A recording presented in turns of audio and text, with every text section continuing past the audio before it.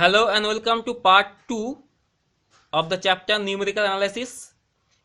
In the first part of this chapter, we have discussed about errors, different source of errors, exact and approximate numbers, and discussed about rounding of a number. In this part, we shall discuss more about errors. We shall learn how to find percentage error, and we shall learn about addition, subtraction of numbers. In the first part, we have discussed about exact numbers and approximate numbers. As for example, root 2 is itself exact, but its decimal representation 1.4142, this is not exact. It is approximate number. So, suppose that the true value of a number is denoted by Vt and approximate value is denoted by Va. So, Vt is the true value of a number and Va is the approximate value of a number. We shall define the error as difference between true value and approximate value. So, error equal to true value minus approximate value. So, from this definition, we find that the error may be positive or negative. If the approximate value is less than true value, then the error is positive. If the approximate value is greater than true value, then it is negative. For that reason, we shall consider absolute error. We define the absolute error. It is denoted by capital EA. Absolute error is the absolute difference between Vt and Va. That is the difference between true value and approximate value. So we take the modulus such that the absolute error is always non-negative. Next, we define relative error. Relative error is denoted by ER. It is defined as modulus of Vt minus Va by Vt. So the absolute error divided by the true value, this is called the relative error. We take the modulus so that the relative error is always non-negative. So if we divide the absolute error by its true value, then we get the relative error. Finally, we define percentage error. If we multiply the relative error by 100, then we get the percentage error. So the percentage error is denoted by EP is equal to modulus of Vt minus Va by Vt multiplied by 100. So if we multiply the relative error by 100%, then we get the percentage error. So we have to remember all these three terms: absolute error, relative error and percentage error. We consider one example. It is given that if the number 2.75092 is written as 2.752, then find the percentage error. So the number is given. So this is the true value of the number 2.75092. We denote the true value by Vt, and the approximate value is 2.752. We denote it by Va. So to find the percentage error, we first find the absolute error, and then relative error, and finally the percentage error. Here we find that the absolute error is denoted by EA, which is the absolute difference between Vt and Va. So if we subtract Va from Vt and if we take the modulus, then we shall get 0.00108. So this is the absolute error. Next, we find relative error. We know that relative error is denoted by ER, which is EA by Vt, absolute error divided by the true value and its modulus. Since Vt is positive in this case and EA is always positive, no need to take modulus here. The relative error is 0.00039. If we divide the absolute error by the true value, we shall get 0.00039. So this is the relative error. Finally, we find percentage error. We know that the percentage error can be found by multiplying the relative error by 100%. Here the relative error is 0.00039. So if we multiply this by 100%, we shall get 0.039%. Now if we have to round it up to 2 decimal places, now since the third digit is 9, which is greater than 5, hence by the second rule, we have to increase the second digit by 1. So this quantity which is correct up to 2 decimal place is 0.04%. So if we write 2.75092 as 2.752, then there will be 0.04% error. So that completes the solution. Next we consider one theorem. It states that when two numbers are added or subtracted, the maximum absolute error is the sum of the absolute errors of the numbers. We start the proof here. Let there are two numbers x and y. These are the true values of the numbers, and we also assume that the error of x is given by del x and error of y is del y. So x and y are the true values of the numbers and del x and del y be the errors. Then the approximate value of x can be written as either you can write x plus del x or you can write x minus del x. It does not matter because we are concerned with the absolute error only. So the approximate value of x is given by x minus del x and approximate value of y is y minus del y. Alternatively, you may assume x plus del x and y plus del y. Let u equal to x plus minus y. Either it is x plus y or x minus y. So the true value of u is either x plus y or x minus y. In case of addition, we shall use x plus y, and in case of subtraction, we shall use x minus y. So u be the true value of x plus minus y. And also assume that u minus delta u, this be the approximate value of u. So if x plus minus y be the true value of u, then the approximate value of u is x minus del x plus minus y minus del y. So this is the true value of u and this is the approximate value of u. We need to find absolute error. So absolute error of u, this is equal to true value minus approximate value. So u minus del u, this is the true value, this is the approximate value. Now we replace the values. Now we have u equal to x plus minus y minus, now the approximate value u minus del u, this is equal to x minus del x plus minus y minus del y. Now we can cancel x and y. After cancelling x and y, this is equal to del x plus minus del y.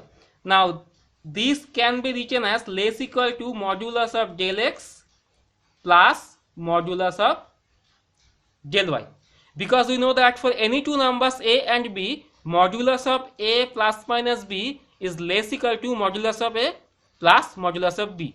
Now here we find that absolute error of u, that is less equal to modulus of del x plus modulus of del y. Now modulus of del x is the absolute error of x and modulus of del y, this is the absolute error of y. So absolute error of u is less equal to absolute error of x plus absolute error of y. So when two numbers are added and subtracted, then the maximum absolute error that can happen is the sum of the absolute errors of the numbers. So this is the result we have obtained. That completes the proof. Next we shall learn how to add some numbers by using rounding up rule. Suppose there are four numbers: 2.7294, 0.253, 8.002423, 1.5124, and it is given that the numbers are correct up to the respective digits. So the first number, this is correct up to 4 decimal places, 2.7294. This is correct up to 3 decimal places. It is correct up to 6 decimal places, and this is correct up to 4 decimal places.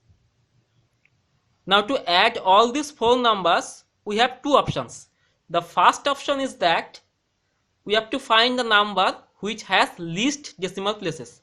Here we find that this number 0.253, it has the least decimal places, which has only 3 decimal places. So in that case, you have to round it up all the numbers to 3 decimal places. Then we have to add the numbers. This is the first choice. The second choice is that we have to round up all the numbers up to more than 1 digit than the number having the least decimal places. So here we see that the number 0.253, this has the least decimal places. It has only 3 decimal places. So we have to round up all the numbers up to 4 decimal places. Then we have to perform the addition, and after the addition we have to round up the sum up to 3 decimal places. So we shall use both the techniques and see is there any difference. So let us start. So first, in the first rule, we first write this number 0.253. In this rule, we shall convert all the numbers up to these 3 decimal places, and then we shall perform the addition. Okay, consider the first number. If we have to round it up to 3 decimal places, then 2.729. Up to that point, we have to check the fourth digit, which is 4, and this is less than 5. Hence, by the first rule, we have to keep the third digit as it is. So if we round up this number up to 3 decimal places, then it will be 2.729. Consider this number. If we round up this number up to 3 decimal places, then 1, 2, 3, up to that point. So we have to check the fourth digit, which is 4, and it is clearly less than 5. So the number correct up to 3 decimal places can be written as 8.002. And finally this number 1.5124. If we have to round up it up to 3 decimal places, then the fourth digit is 4, which is less than 5. Hence, by the first rule, we have to keep the previous digit as it is. So this number correct up to 3 decimal places will be 1.512.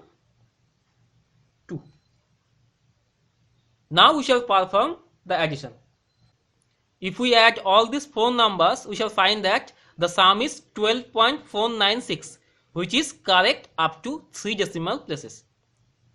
So in the first rule, the sum we have got is 12.496. Now let us check technique number 2.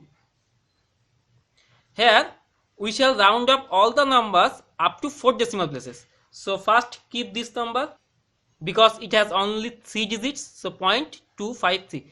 Consider the first number. Now it is given that it is correct up to 4 decimal places. So we write here 2.7294. Consider this number. If we have to round up it up to 4 decimal places, then 1, 2, 3, 4. We have to round it up here. So we consider the fifth digit, which is 2, and clearly it is less than 5.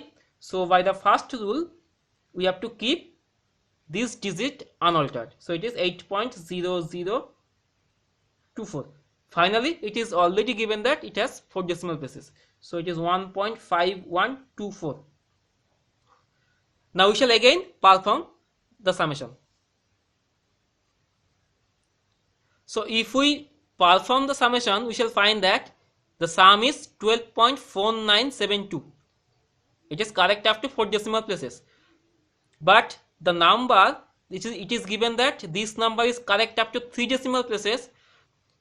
So if we round it up to 3 decimal places, we shall find that it is 12.49. Now to round up to 3 decimal places, we have to check the fourth digit, which is 2, and this is clearly less than 5. So by rule number 1, we have to keep the previous digit unaltered. So it is 12.497. Now this is interesting. In the first technique, we have converted all the numbers up to 3 decimal places, and then we have performed the sum. And in the second technique, we have converted all the numbers up to 4 decimal places and performed the sum. Now in the both cases we find that there is a difference in result. So if you ask me which is the better technique, so obviously this one is the better technique. This result is more accurate than this one. So remember that whenever some numbers are given and we have to perform the summation, then we have to find the numbers which has least number of digits. Then we have to convert all the numbers up to one more digit than the numbers having the least number of digits, and then we have to perform the sum, and after the sum we have to convert the result to the decimal place which is least among the numbers. So this is the rule of addition. Next we consider rule of subtraction. Suppose there are two numbers 24.82 and 43.0965. We have to subtract the number 43.0965 from this number 24.82. So we have to subtract the second number from the first number. Then first of all we have to convert both the numbers to same decimal places, and here we find that the first number is correct up to 2 decimal places and the second number which is correct up to 4 decimal places.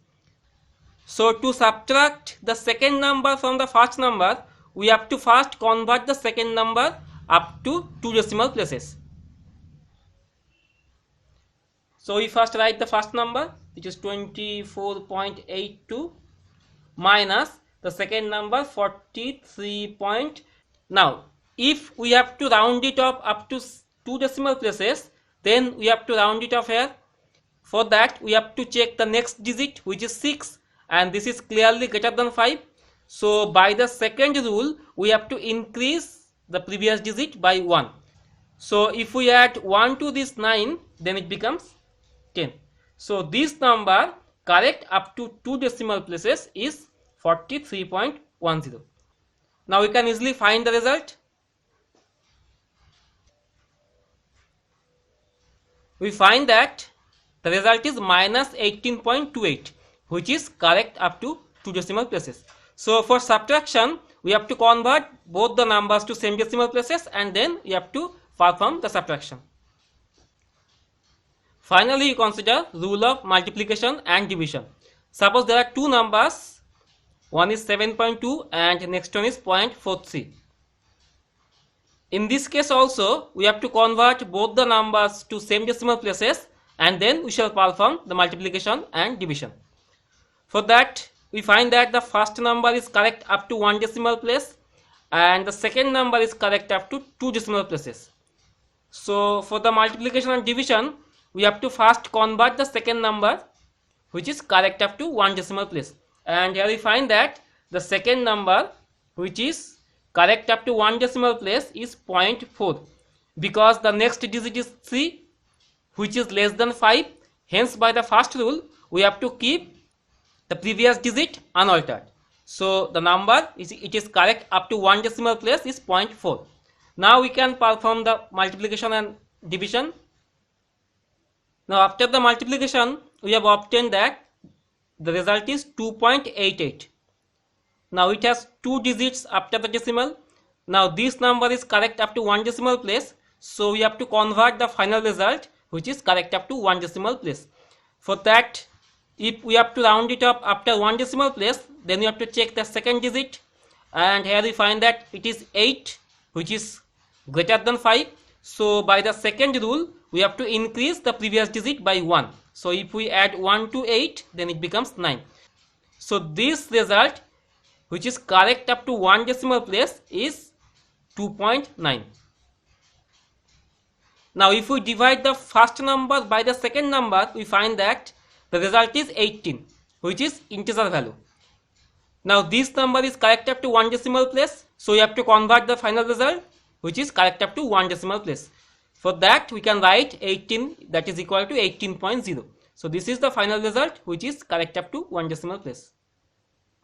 So for subtraction, multiplication and division, we have to first convert all the numbers to same decimal places and then we have to perform the subtraction, multiplication or division. We end this part by considering one example. It is given that find the relative error in computation of x plus y for x equal to 11.75 and y equal to 7.23 having absolute errors delta x equal to 0.002 and delta y equal to 0.005. So the true values of x and y are given. It is 11.75 and true value of y is 7.23. Also, the absolute error of x is delta x, which is 0.002, and absolute error of y, which is delta y, and this is 0.005. So these are the true values of x and y. So from this we can easily find the true value of x plus y.